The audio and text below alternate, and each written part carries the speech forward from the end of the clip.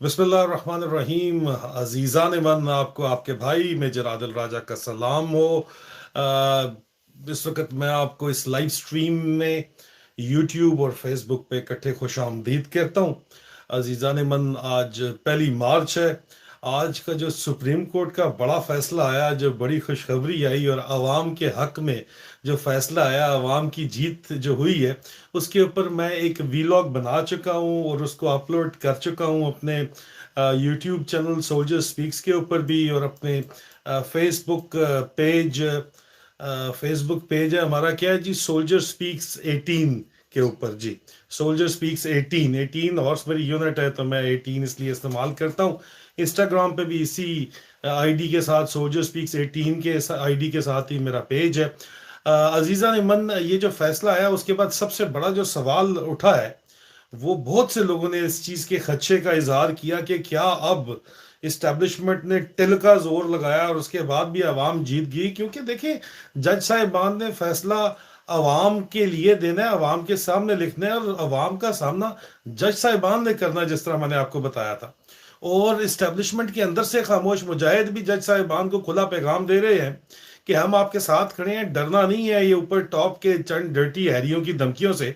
और उसके बाद अवाम आपके सामने खड़ी हुई अपनी आंखों से जज साहिबान को नजर आ रही है, अवाम खड़ी हुई।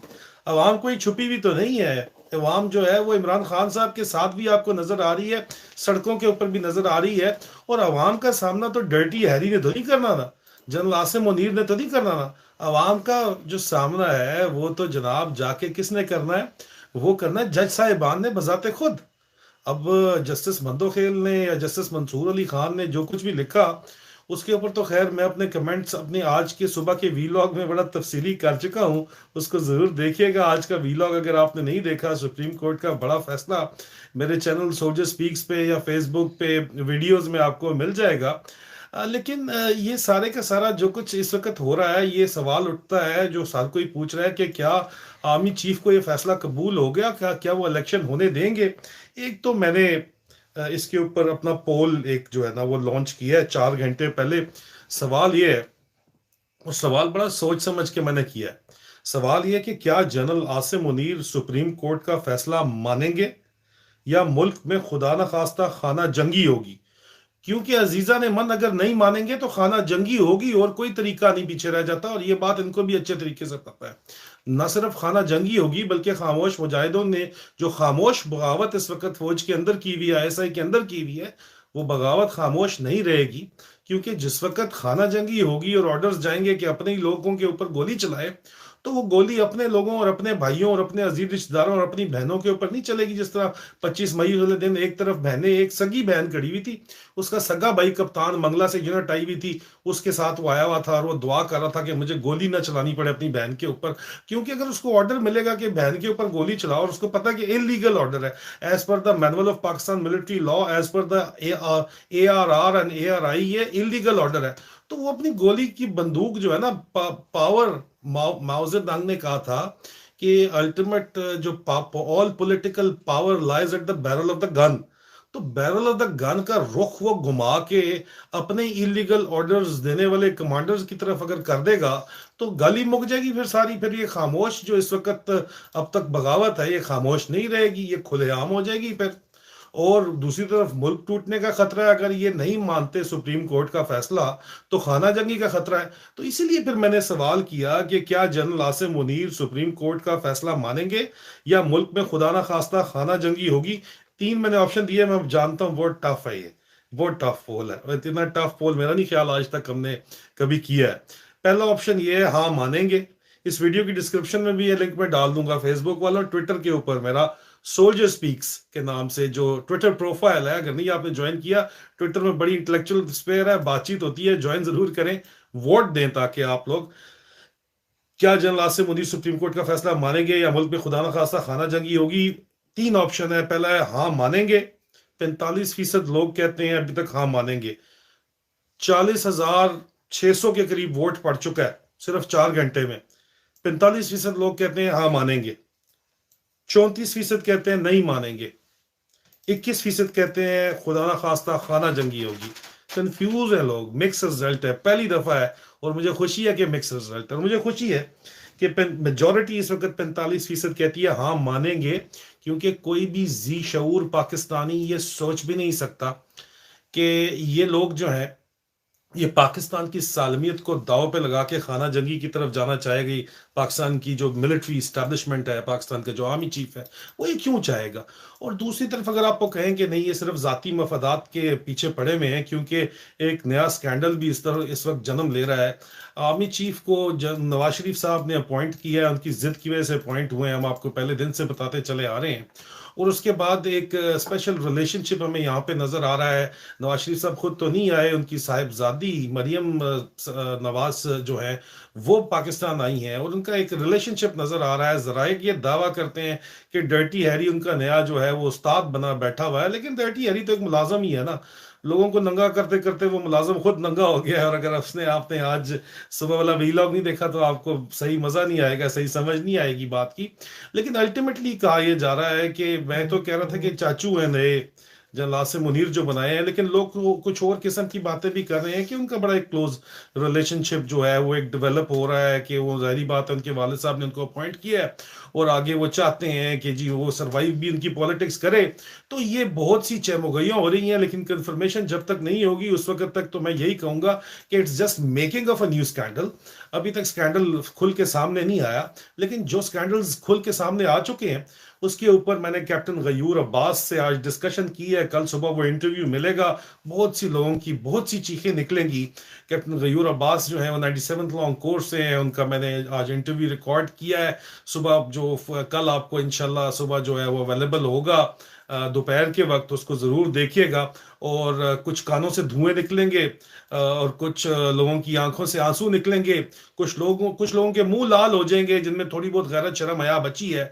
और ख़ास तौर पे फौजी भाई जिनको पहले से ये बात पता है वो सिर्फ कैके ही लगाएंगे, क्योंकि डिप्रेशन में है, हम इसलिए चाहते हैं उनको कैके लगने चाहिए। ये बार बार यहाँ पे एक भाई बतखा बना के डोनाल्ड डक बतखा भेज रहा है, बतखा नहीं खुश होने वाला, क्योंकि अभी इन लोगों की जो जो हम इनको आईना दिखाया उसके ऊपर भी बात होगी। सवाल ये भी होगा कि क्या हम गद्दार हैं, सवाल ये भी है कि क्या ऐसा है जो एक उनका रोल है पॉलिटिकल इंजीनियरिंग का, उसके बारे में भी बात होगी। बड़े बड़े लोगों के ऊपर बात हुई है, तो आपको वो जवाब तो वहां मिल जाएगा। लेकिन ये जवाब कल रात को, उसके अलावा ये जो फैसला कल आना था तो जो है वो फैसला कहा गया कि नहीं आज सुनाया जाएगा।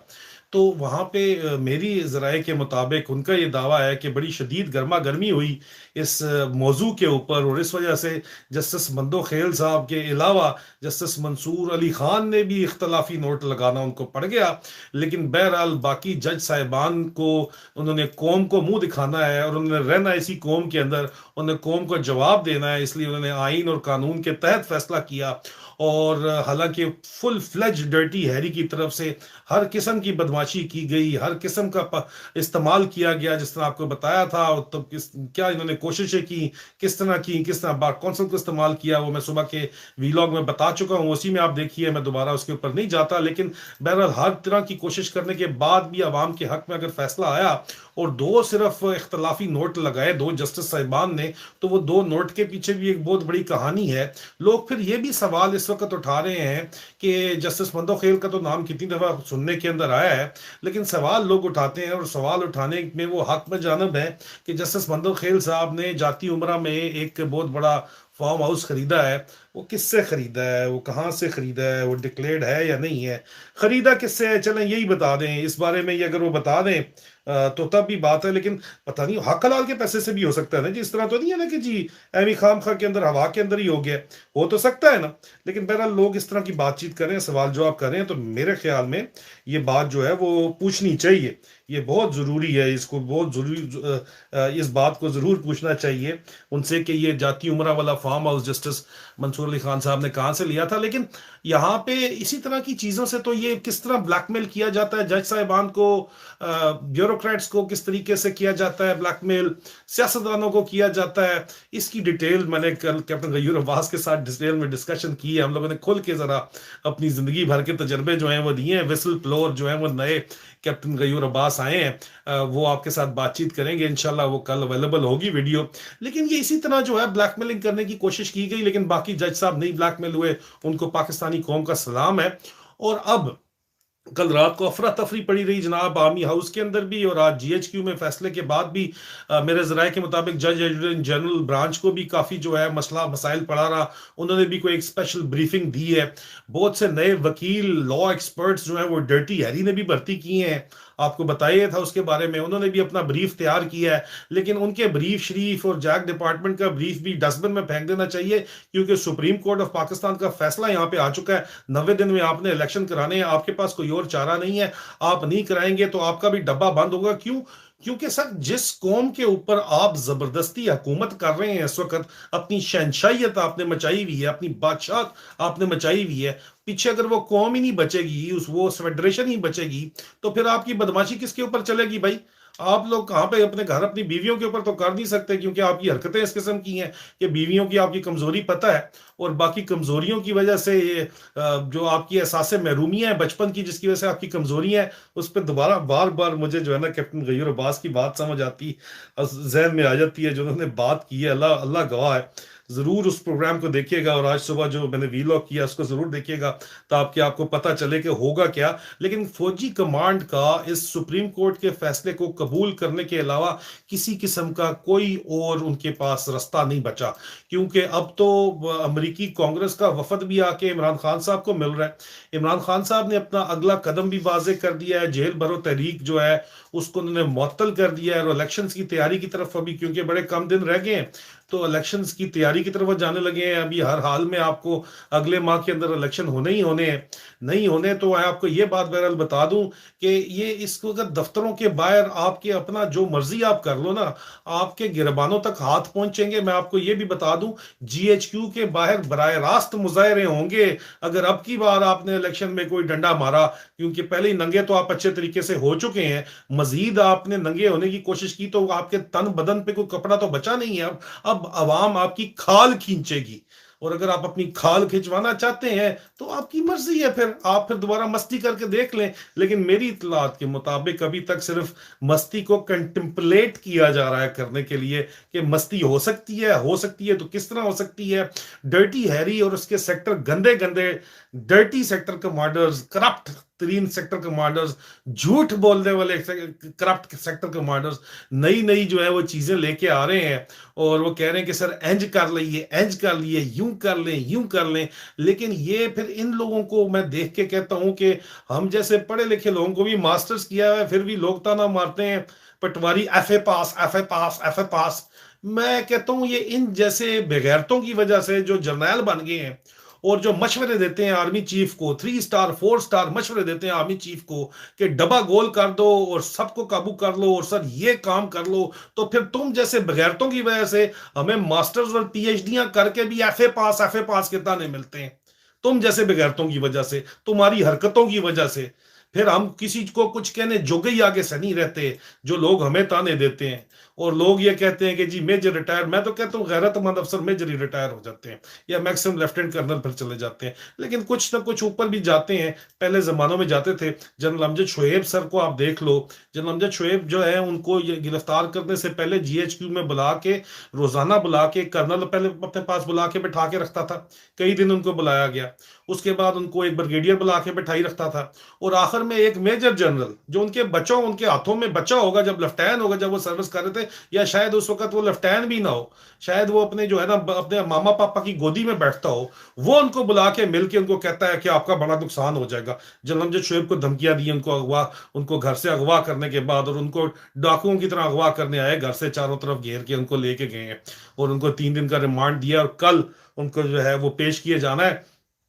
पाकिस्तान एक्स सर्विसमैन सोसाइटी ने जो है वो एलामिया जारी किया है कि कल तमाम के तमाम एक्स सर्विसमैन, तमाम फौजी जो हैं वो जनरल अमजद शोएब की कल जो पेशी है इस्लामाबाद कचहरियों में, अदालतों में, वो कल सुबह वहां पे पहुंचे जनरल अमजद शोएब के लिए। सबकी यहाँ पे दरख्वास्त की है पाकिस्तान एक्स सर्विसमैन सोसाइटी ने, अपने Twitter page Pakistan ex serviceman society @x_PES expense के ऊपर उन्होंने ये दरख्वास्त की है, अपना प्रेस रिलीज दिया है 1 मार्च 2023 का सीनियर वाइस प्रेसिडेंट की तरफ से, कि जिस तरह आपको पता है कि पाकिस्तान एक्स सर्विसमैन सोसाइटी के प्रेसिडेंट जनरल अमजद शोएब को जो है वो 27 तारीख को गिरफ्तार कर लिया गया था उनके घर से। हमने एक प्रेस रिलीज जारी किया था इस गिरफ्तारी के खिलाफ, इसकी मुखालफत के अंदर, और जो हमने अथॉरिटी से रिक्वेस्ट की थी कि फौरी तौर के ऊपर जो रिस्पेक्टेबल वेटरन को रिहा किया जाए। 2 मार्च 2023 को जनरल जो है वो कोर्ट में प्रोड्यूस किया जाएंगे। अगर उनको नहीं, इफ नॉट रिलीज्ड अर्लियर, अगर पहले ना छोड़ा गया तो, और आपको सीरियस कंसर्न और सॉलिडरिटी जो है हमने अपनी शो करनी है। पाकिस्तान एक्स सर्विसमैन सोसाइटी ने जनरल अमजद के साथ तमाम पाकिस्तान के शहरियों, पाकिस्तान के फौजियों, रिटायर्ड सेक्स सर्विसमैन के साथ दरख्वास्त की गई है जो रावलपिंडी इस्लामाबाद में रहते हैं कि वो पहुंचे कल इस्लामाबाद कचहरियों में और जनरल अमजद शोएब के साथ खड़े हों और ताकि इनको कौम को पता चले कि उनके साथ कौम खड़ी हुई है। क्योंकि आर्मी चीफ को तो शर्म नहीं आई किसी भी सूरत। इसी पेज की जो पिन ट्वीट इस वक्त लगी हुई है वो कहती है कि हम इस बात को, फौजी कहते हैं इसके बारे में अपने आर्मी करंट चीफ के द डिसीवर के बारे में जनरल आसिम मुनीर के बारे में, कि हम इस बात से इनकारी हैं, हम यकीन करने से इनकारी हैं कि we refuse to believe that this shameful fascist arrest of our president Lieutenant General Amjad Shoaib retired। हम इनकार करते हैं इस बात को मानने से कि ये शर्मनाक जो अरेस्ट किया गया है, गिरफ्तार किया गया है president Pakistan ex serviceman society lieutenant general Amjad Shoaib को, ये जो है वो बगैर without prior approval of army chief की मर्जी के बगैर ये सब कुछ हुआ है, ये हम मानने के लिए तैयार ही नहीं है। और अजीजा ने मन, कल मैंने आपको ये पहले ही बात क्लियर करके बता दी थी कि मेरे जराये के मुताबिक, खामोश मुजाहिदों के मुताबिक, बिल्कुल आर्मी चीफ के ऑर्डर्स के तहत सेक्टर कमांडर ISI इस्लामाबाद में बुलाया गया। ब्रिगेडियर फहीम रजा ने जराये का यह दावा है कि IG इस्लामाबाद को बुलाया, FIA की टीम को बुलाया, उसके बाद उनको जबरदस्ती तुन तना के ऑर्डर दिए गए और वो फिर भी इस वक्त जो है वो उस वक्त टेंशन में थे क्योंकि लेफ्टिनेंट जनरल को जो है वो अरेस्ट करना और एक वो करप्ट किस्म के ब्रिगेडियर के कहने के ऊपर उनको अप्रूवल चाहिए था, तो अप्रूवल बराए रास्त शाम को जो है लेट नाइट जिस वक्त खुल गई, जाम खुल गया, जाम खुल गया, तो जाम से जाम जब टकरा गया तो उसके बाद अप्रूवल मांगा गया कि अब मूड होगा अप्रूवल का, तो अप्रूवल दे दिया गया। जनरल आसिम मुनीर के अप्रूवल के साथ ये जराये का दावा है कि जनरल फैसल नसीर ने जो है ये ऑर्डर दिया ब्रिगेडियर फहीम रजा को, जिसने आगे अपने नौकरों को, IG इस्लामाबाद उसका नौकर और FIA में जो उसके नौकर बैठे हुए हैं, दो टके के यार तुम लोग काम करते हो, इन करप्ट लोगों के नौकर तुम बने हुए, तुम लोगों की अपनी कोई इज्जत औकात है? IG इस्लामाबाद के पुलिस अफसर, पंजाब के पुलिस अफसर कहता हूं जो अपने आप को बड़े फिलासफर मानते हैं, फिलासफर बोलते हैं, ये सिविल सर्विसेज को मैं ऑफिसर्स को बोलता हूं, DMG वालों को, जो खुद करप्शन का हिस्सा अगर नहीं है और अपने आप को बहुत बड़ा तीसमार खान और फिलासफर समझते हैं, तो ये दो टके के करप्ट लोगों के आगे तुम लोग बोलने की तुम्हारी औकात नहीं है क्या? किस लिए सुनते हो जो OSD क्या हो गया? वो जो है OSD नहीं हुए वहां पे, IB के मियाँ शाहिद अहमद साहब के जो साहिबजादे हैं, वो नहीं OSD हुए फैक्ट फाइंडिंग टीम रिपोर्ट लिखने के लिए। कोई बात नहीं, चंद महीने की बात है, तनख्वाह तुम्हें मिल रही है, गवर्नमेंट अगली आएगी, अनटिल अनलेस तुम सीट पे रह के खुद कमाना चाहते हो जो पिछले तुमने गंवाए हैं सारे के सारे 2 नंबर तरीके से। अगर तुम खुद, अगर सिविल सर्विस और पुलिस अफसर और जज खुद करप्ट नहीं है तो कोई वजह ही नहीं बनती कि वो बदमाशी में आ जाए, ISI इंटरनल विंग के अफसरों की जो बदमाशी और ब्लैकमेलिंग के अंदर आ जाए, उनकी हो ही नहीं सकता। ये खुद करप्ट होते हैं तो इसलिए ब्लैकमेलिंग के अंदर आते हैं, इसमें कोई शक शुबा है नहीं।